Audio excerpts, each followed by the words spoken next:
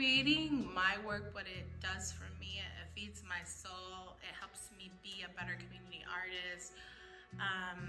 It helps me really understand this world and how I want to live in it, how I want to move in it, how I want to support it. Because I think it always comes back to the self, right? Even when we do art, even when I teach art, I always feel that the most successful workshops, the more like workshops that really resonate with folks is when you bring it back to the self, whether it's a self-portrait or something where they're able to see themselves in it. And so I always think that everything comes back to you. So for me, my art means like coming back to myself, and in that way I can connect to others. So the way that I get into creative flow is usually like create an ambiance, and I think that that's something that I tell any of my participants or students or anybody that works with me. I always say like create an ambiance, create like your own space. So I like to go outside sometimes, or put some incense on, put a candle, put music on. And sometimes there are songs that are just on replay and it's just like kind of meditative. It helps me like understand what I'm trying to do. And I also free write. So like if I know this piece has to do, for example, there's a piece that I'm working on and it's about depressive bouts. And so I've had depressive bouts in my life, and I think it's really important to talk about mental health and destigmatize talking about mental health. And so I had to free write for a while, like this is what I want it to look like, this is what I want it to feel like. And sometimes in all that, images become clear in my head after I free write, or I just like talk about it out loud to myself. I might look like a crazy person, you know, in my backyard or in my studio, but it's fine. And then I go. And I really love to, I used to do a lot of thumbnails. Now I just love to intuitively work. So whatever flows out of me, that's what's meant to be there. So if it's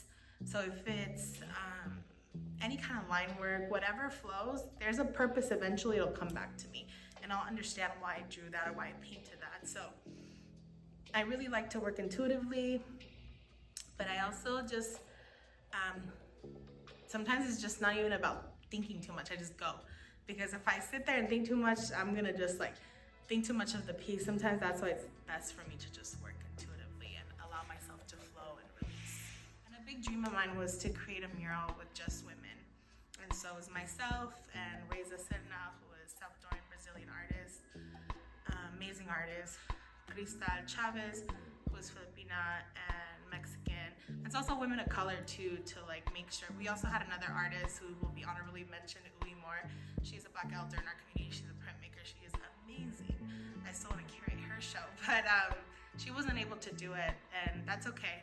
Next time. But us three created this mural, and with all the conversations and all the topics of these free classes, and I think what was most wonderful was that the community came to create with us, and it was their mural at the end of the day. It's like we made it for them. We were just vessels for the bigger conversations, and yeah, it was wonderful. It all worked out. We were able to get it. It's that Community Health Foundation if anybody wants to go on 14th Street. Yeah, it was a dream come true, and I'd been dreaming about this mural and this kind of idea for a good 3 years now. You know, I was just waiting, and it kind of all just aligned perfectly. Like, definitely work, but it all aligned really beautifully, so really thankful.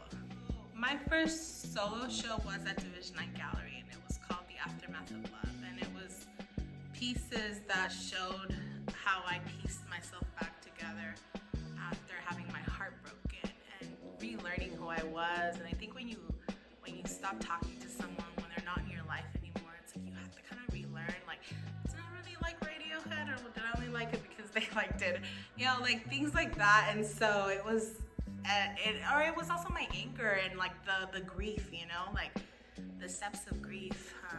It was a very strong show, and it was all printmaking. And so, you know, it's 15 years later. I'm gonna turn 40 in November, and I keep thinking, like, what is this show? What does this mean to me? So I was like, I love a good like sequel. So I'm like, This is going to be called Las Secuelas del Amor Propio, the aftermath of self-love. So it's the last 15 years, what have I learned, that has everything to do with self-love, has everything to do with what are the lessons here, what are things I want to take away, what are the affirmations,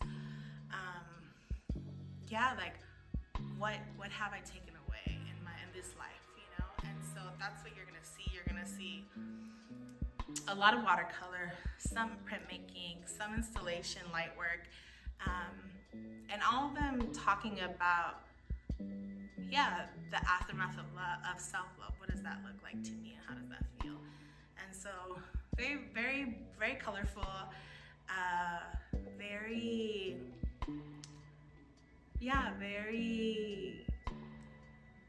very beautiful, I think. Not to toot my own horn, but toot. Just kidding. No tooting. I'm just kidding. No, it's beautiful, and I think it's okay to own your beauty. And if it's beautiful to me, perhaps it'll resonate with somebody else. But I'm really excited to do this show, and especially at my home gallery. I love Division 9. I love Cosme. Cosme's family, Division 9 is family, and that's one thing nobody can say about Cosme is like, you always come back. You can go, you can leave, do whatever, but the home, it's always home. So it's nice to do this show 15 years later and do it,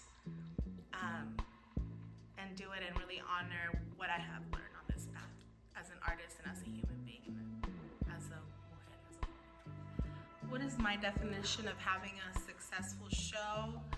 I think it's to have your work resonate with others.